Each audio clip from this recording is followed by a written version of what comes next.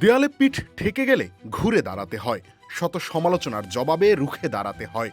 যখন পাশে কেউ থাকে না, তখন নিজের জন্য একাই লড়ে যেতে হয়। আর নিজের জন্য, নিজের দলের জন্য সেই লড়াইটা সম্ভবত সবচেয়ে ভালো করেন রোহিত শর্মা। পরিস্থিতি কিংবা টিম ম্যানেজমেন্ট সবকিছুই যখন তার বিপক্ষে, যখন খোদ সমর্থকরাও অনেকে তার বিরুদ্ধে চলে গিয়েছেন, ঠিক তখনই রোহিত শর্মা গর্জে উঠলেন।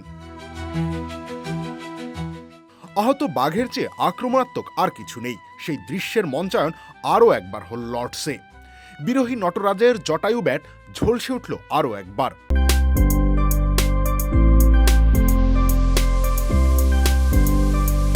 9 মাস পর আরও একবার সেঞ্চুরির দেখা পেলেন রোহিত শর্মা। বিশ্বকাপের আগে কি আরও একবার নিজের জায়গাটা সুসংহত করতে পারলেন তিনি? রোহিত শর্মা নাকি অচল হয়ে গিয়েছেন।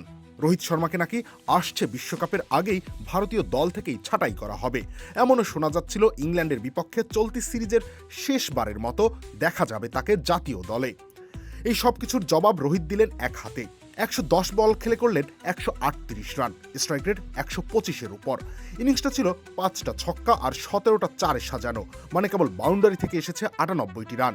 রোহিত শর্মাকে তাই আর অচল বলার সুযোগ নেই। বিশ্বকাপের আগে এবার অন্তত নিজেদের পরিকল্পনা নতুন করে ঝালাই করতে বাধ্য হচ্ছে ভারত। রবিউল ইসলাম রানী, খেলা 71।